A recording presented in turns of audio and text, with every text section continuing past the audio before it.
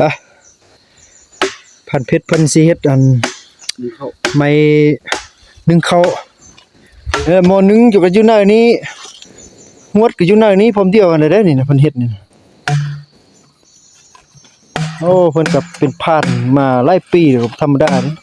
เอาชีวิตรอดอยู่ในป่าพี่น้อง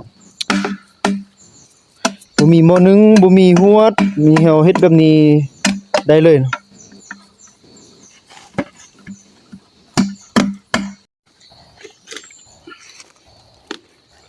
เมื่อตะกี้เขาห้อง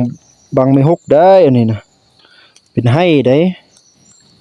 เพิ่นกำลังเฮ็ดตะนางย่องเขาเฮ็ดไปลุ่มโพดแล้วก็เอาน้ำทอกใส่แล้วก็เฮ็ดซ่านขึ้นมาแล้วไปเผาไฟแบบนี้อันนี้เขาเย็นเฮานี่มันเขาอยู่ป่าอยู่ดงเพราะเดี๋ยวบ่เคยเฮ็ดก็ลองเฮ็ดลองเบิ่งเนาะอันนี้ก็พ่อครัวเฮา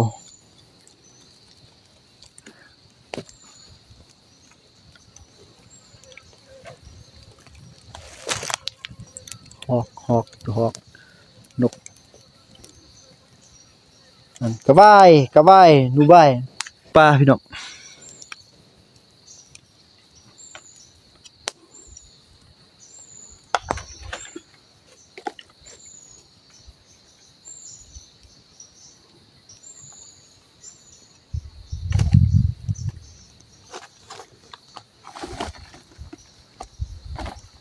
ตัดตัวให้เขา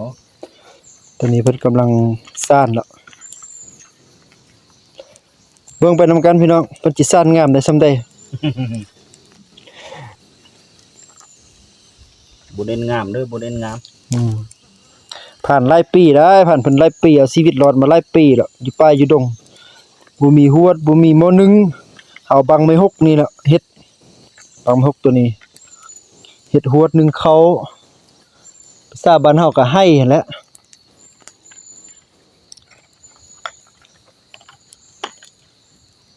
อันนี้สิอุ่นเขาอันนี้นะคักๆๆๆอันนี้ก็ผ่านผู้เพิ่นกำลังคั่วฮอกอยู่ฮอกได้นู่นเลย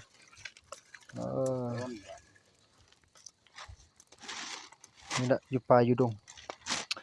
กินหยังก็แซ่บมันพันดำเองก็จีเผานกได้บัดนี้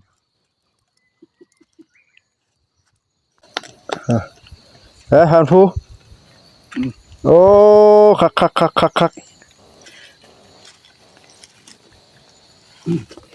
ยาวขนาดเนาะหกแดงเนาะ ลูกมัน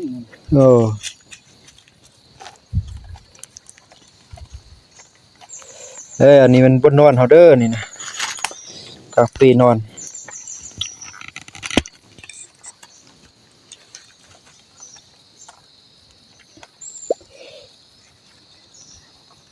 ใช่ตัวมักแฟนไล่เนาะมักแฟนเนาะไปทางเอาอันมาใส่ดูด้วนเลย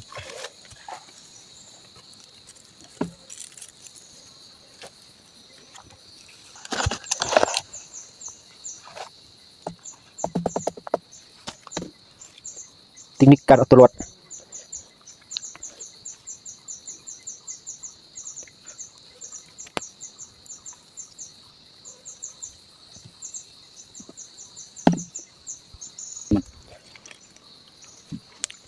บ่มีลูกอีกอย่างนึง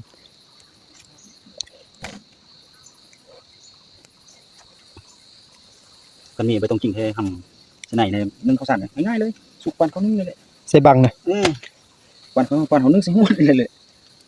ไปตรงกิ่งลั่นเข้าในก้นโอ้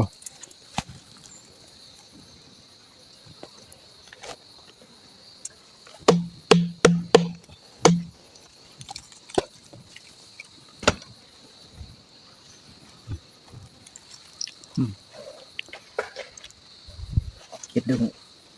มันจื้อคือชื่อแต่ว่านี่มันน่าโอ้บ่แม่นแล้ว แม่เห็ดเคยเห็นจักเทื่อเห็ดอันนี้จื้อติ คอมเมนต์เด้อพี่น้องผู้ใดฮู้ เป็นหญ้าบ่เนาะ โอ้เป็นโอ้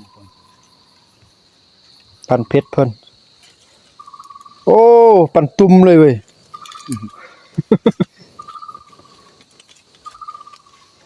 นี่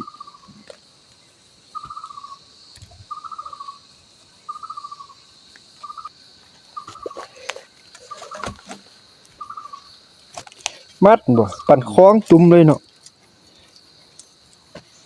โอ้แม่นเอาลือ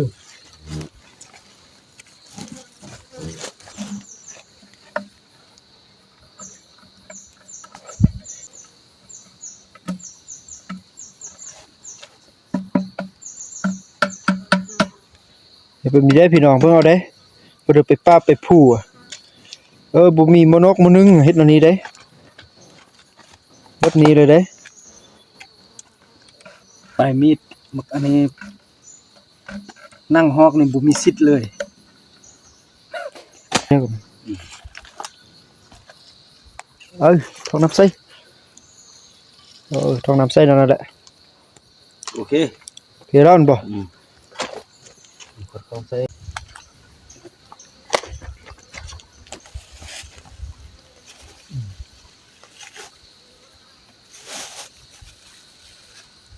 มียอดเลย เสียสุดเดี๋ยวปานนั้นแหละบ่มีนำพี่น้องอยู่พี่น่ะเดี๋ยวเปนำมาเองป้าผู้ละหาตุกเกือบตายหวยก็บ่มีนำก็ได้ประหยัดอยู่เด้ล้างมือก็เดี๋ยวอมน้ำผู้ใส่มือเอา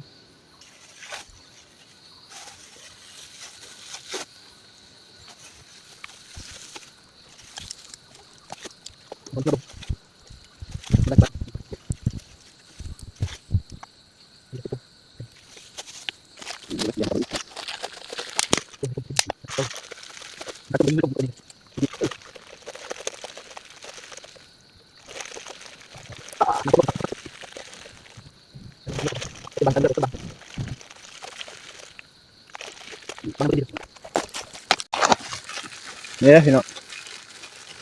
ยัดใส่แบบนี้แล้วก็ไปใส่ไฟ หินปืนนะพี่หินปืนตัดออกอ่ะตัดตอนหินปืนออก เป็นยังตัดออก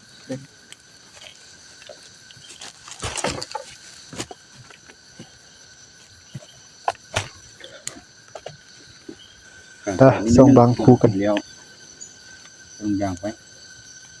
ใช้เวลา